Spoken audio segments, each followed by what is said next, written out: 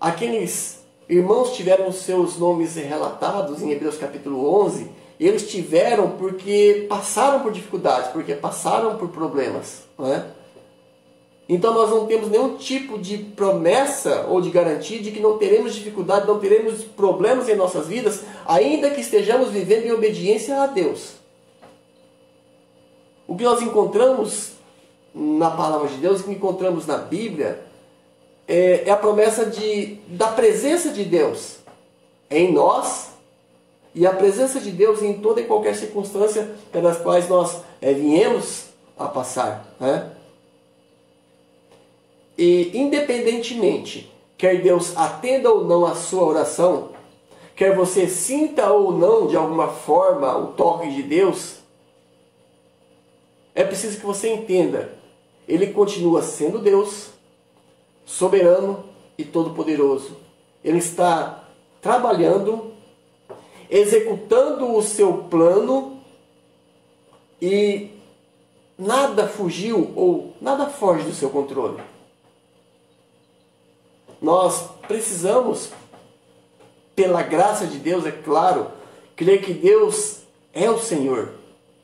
Não somente da história, mas também Ele é o Senhor de todas as circunstâncias, na realidade. Nas ocasiões em que Deus parece estar distante, ou quando você pensa que Ele não está trabalhando ou olhando por você, quando isso acontece, nesses momentos, irmãos, é muito fácil você se afastar da palavra de Deus. E se afastar da palavra de Deus é se afastar de Deus, é se afastar da comunhão, é se afastar do serviço. E quando isso acontece, o passo seguinte é o desespero, não é? Porém, quando por meio da palavra de Deus nós conseguimos fixar os nossos olhos na soberania de Deus, nós podemos contemplar o seu amor, podemos assim encontrarmos descanso para as nossas almas, mesmo que a situação não pareça ou não seja favorável, mesmo que as nossas orações não estejam sendo atendidas conforme nós pedimos. Ainda assim, Deus está no controle de todas as coisas. Deus está executando o seu plano. Deus está conduzindo toda a situação, né? Pensando no sofrimento de Elias, nessa situação que Elias viveu, nós vamos ver quem saiu dela depois, nós podemos pensar em outros personagens que passaram por problemas semelhantes ao problema de Elias. Nós podemos pensar em José. José ele teve duras experiências que mostraram claramente o silêncio divino na vida dele, e experiências que mostraram que o silêncio divino na vida de José não abalou a sua fé. Ele se manteve firme. Ainda que José não compreendesse o que estava acontecendo com ele conseguiu descansar no fato de que Deus estava soberanamente no controle de toda e qualquer situação. Não é? Deixa aberto aqui em 1 Reis capítulo 19, vamos até Gênesis capítulo 37. Gênesis capítulo 37.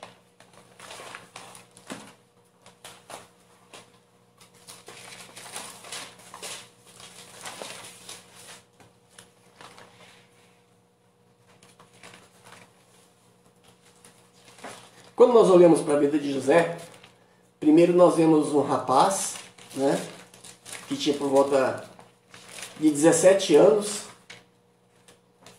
cheio de sonhos. Nós vemos um rapaz com a vida toda pela frente, vendo todos os seus sonhos sendo lançados no fundo de um poço, literalmente, né? Vemos a malignidade dos irmãos de José. Versículo 19, Gênesis 37, 19, diz assim: e disseram, né, os seus irmãos, um ao outro: eia, Lá vem o sonhador mor, se referindo a José, porque ele tinha sonhos e ele revelou alguns desses sonhos aos seus irmãos. Versículo 20 diz assim: vinde, pois, agora e matemo-lo, e lancemo-lo numa dessas covas, e diremos ao pai deles: uma fera o comeu, e veremos o que será dos seus sonhos. Versículo 21. E ouvindo Rubem, livrou das suas mãos e disse: não lhe tiremos a vida. Também disse Rubem: não derrameis sangue, lançai-o nesta cova que está no deserto, e não lanceis mão dele. Isto disse para livrá-lo das mãos deles e para torná-lo a seu pai. Versículo 23 diz assim: e aconteceu que, chegando José aos seus irmãos, tiraram de José a sua túnica, a túnica de várias cores que trazia, que o seu pai lhe havia dado. Versículo 24. Tomaram-no e lançaram-no na cova, dentro do buraco. Porém a cova estava vazia, não havia água nela. Irmãos, quando a gente pensa, como eu disse que José, ele era um jovem, amado pelo seu pai, com toda a vida pela frente, cheio de sonhos. E a gente tenta se colocar no lugar de José, sendo pelos seus próprios irmãos jogado dentro de um poço para que morresse. Esta era sem dúvida uma grande tentação para que ele questionasse a Deus. Porque de uma vida cheia de sonhos, uma vida cheia de planos, ele foi a uma vida, meus irmãos, a uma situação, eu diria, sem perspectivas boas nenhuma. Ele passou de uma vida cheia de sonhos para uma vida incerta, dentro de um poço, dentro de um buraco. O versículo 26 ainda diz assim, 37 e 26. Então Judá disse aos seus irmãos: que proveito haverá que matemos o nosso irmão e escondamos o seu sangue? Vinde e vendemo-los a estes ismaelitas, e não seja a nossa mão sobre ele, porque ele é nosso irmão, nossa carne. E seus irmãos obedeceram. Ou seja, depois ele foi retirado daquele poço e vendido e levado, na realidade, para o Egito. Foram vendidos para aqueles ismaelitas. O versículo ainda 28 diz assim: passando, pois, os mercadores midianitas, tiraram e alçaram José da cova e venderam a José por 20 moedas de prata aos ismaelitas, os quais o levaram ao Egito. Nós vemos então esse jovem que, de uma vida de sonhos, de planos, passou para uma vida incerta, de incerteza, sem perspectiva. E de uma vida incerta, sem perspectiva, para uma vida de humilhação, sozinho, numa terra distante, longe do seu país, longe dos seus pais, longe da sua família. E depois, quando ele estava no Egito, ele foi vendido como escravo para Potifar. Capítulo 37, ainda o versículo de número 36, diz assim: e os midianitas venderam José no Egito para Potifar, oficial de Faraó, capitão da guarda. Irmãos, os irmãos conseguem ver como que a vida de José está aparentemente piorando. Depois de uma vida de sonhos, ele passou para uma vida incerta, depois para uma vida de humilhação, sozinho numa terra distante, e depois para uma vida de escravidão. E é interessante, irmãos, também que quando a vida de José parecia que estava melhorando, quando ele, na casa de Potifar, começou a crescer, porque Deus abençoou José na casa dele, e ele começou então a melhorar, a prosperar, ele teve novamente a sua vida derrubada, não é? Capítulo 39, versículo 1 diz assim: e José foi levado ao Egito, e Potifar, oficial de Faraó, capitão da guarda, homem egípcio comprou-o da mão dos midianitas, que o tinham levado até lá. Versículo 2. E o Senhor estava com José. Irmãos, mas como o Senhor estava com José e todas aquelas coisas acontecendo com José? No final da história a gente consegue entender o porquê. No final da história você consegue compreender que nada havia fugido do controle de Deus.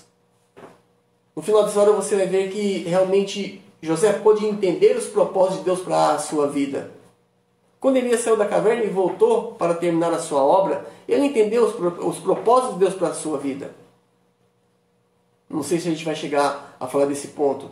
Quando Deus o levou para si, não é? O versículo 2 diz assim, então, que o Senhor estava com José. Mesmo que as circunstâncias, mesmo que os fatos anteriores pareciam mostrar uma coisa diferente, a Bíblia diz que Deus estava com José. O Senhor estava com José. Por isso, o versículo diz que José foi um homem próspero e estava na casa do seu senhor egípcio. Versículo 3 diz assim, vendo, pois, o seu senhor, não é? Que o Senhor estava com ele, com José, e tudo o que fazia o Senhor prosperava em sua mão.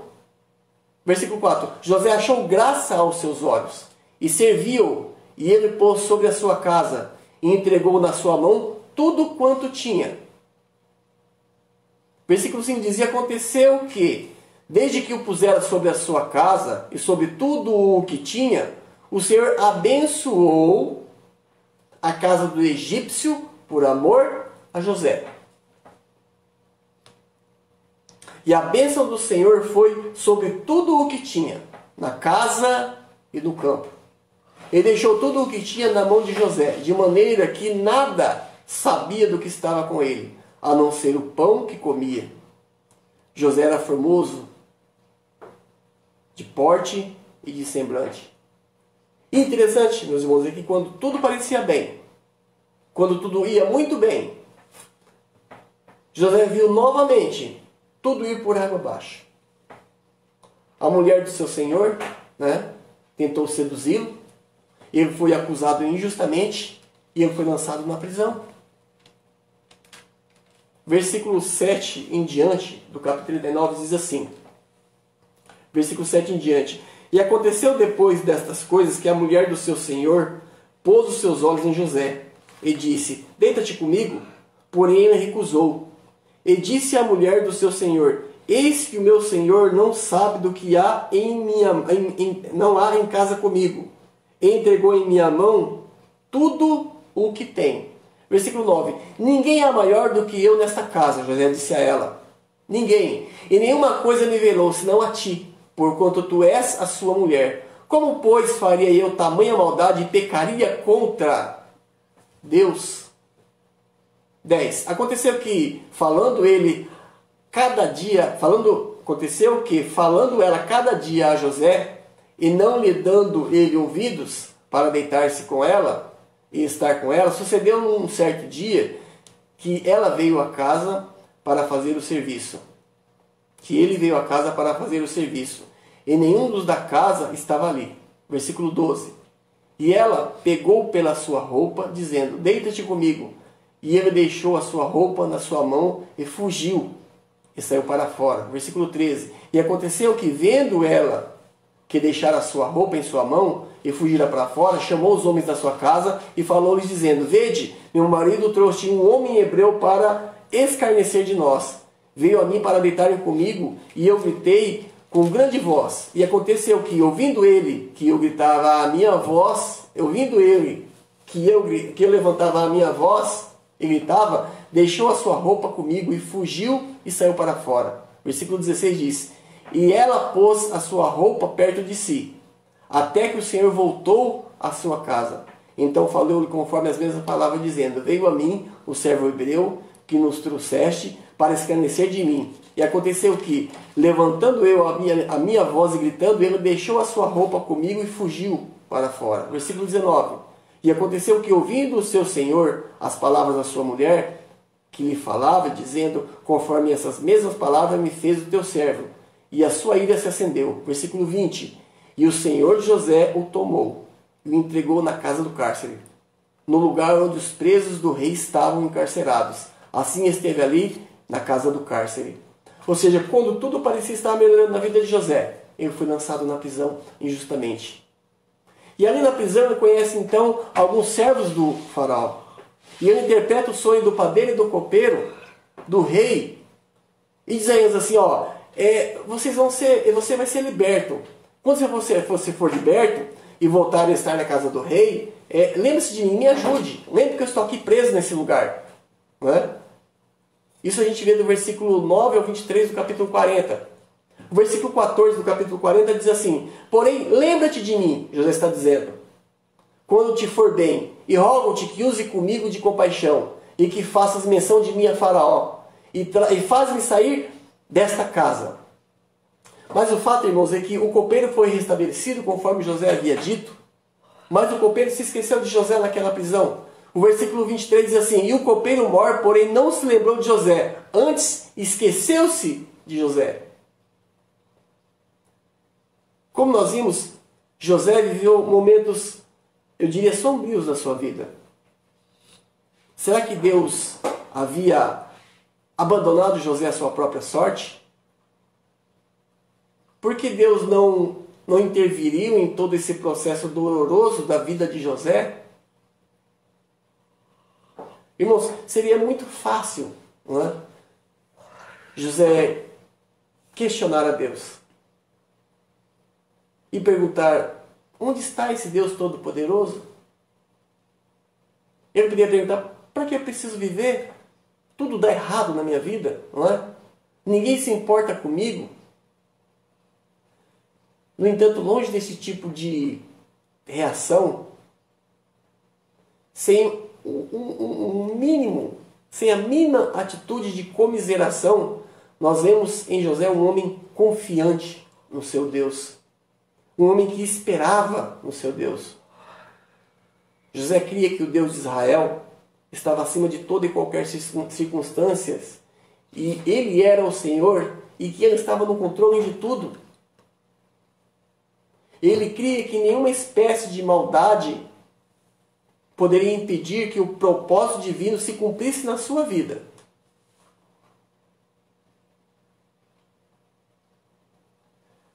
José, movido pela graça de Deus, ele acreditou, ele confiou que a soberania de Deus estava acima de qualquer ação maligna.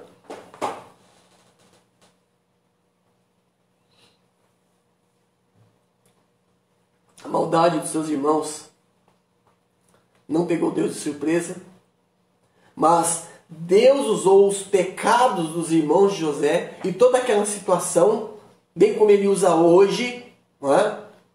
Para mostrar a sua providência na vida de José. Para mostrar a José que nada foge do seu controle. E que toda aquela situação cooperariam para o bem de José. Como foi no caso de Elias. Como é o que o apóstolo Paulo nos diz em Romanos 8:28.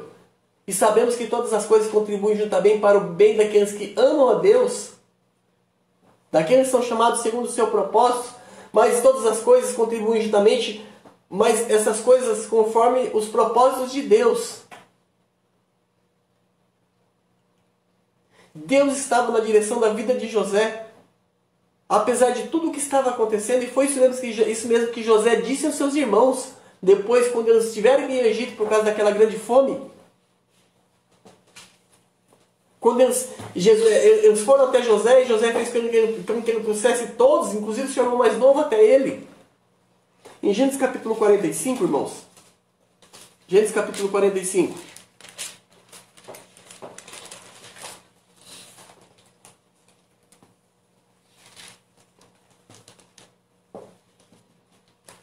O versículo 5 diz assim: agora, pois, ele está dizendo aos seus irmãos, quando seus irmãos descobriram que aquele homem que estava no Egito, que era o líder, era aquele irmão que eles tinham vendido. Agora, pois, não vos entristeçais, nem vos pese aos vossos olhos por me haverdes vendido para cá. Olha que interessante, eu falar, não vos entristeçais, nem vos pese os vossos olhos por me... Vocês me venderam, está dizendo. Mas não fiquem tristes por isso, por me haverem vendidos para cá. Daí ele fala uma coisa que é tremenda. Ele fala, porque para a conservação da vida, Deus me enviou adiante de vós. Então nós vemos que durante todo aquele processo doloroso da vida de José, daquele processo dificultoso que ele passou, Deus estava no controle. O relacionamento que José tinha com o Senhor não estava baseado na lei da troca, e sim fundamentado num alicerce sólido. José sabia que Deus o amava. José conhecia a soberania, a graça, que são atributos imutáveis de Deus. Ele sabia, como está escrito no Salmo 24:1, do Senhor é a terra, a sua plenitude, o mundo, e aqueles que nele não habitam, tudo é de Deus. E Deus está trabalhando, está no controle de todas as coisas. Meus queridos, todos nós estamos sendo trabalhados por Deus. Estamos sujeitos assim a enfrentar fases que não são fáceis em nossas vidas. Contudo, são momentos em que Deus opera maravilhosamente nas nossas vidas. Porém, muitas vezes Ele opera em nossas vidas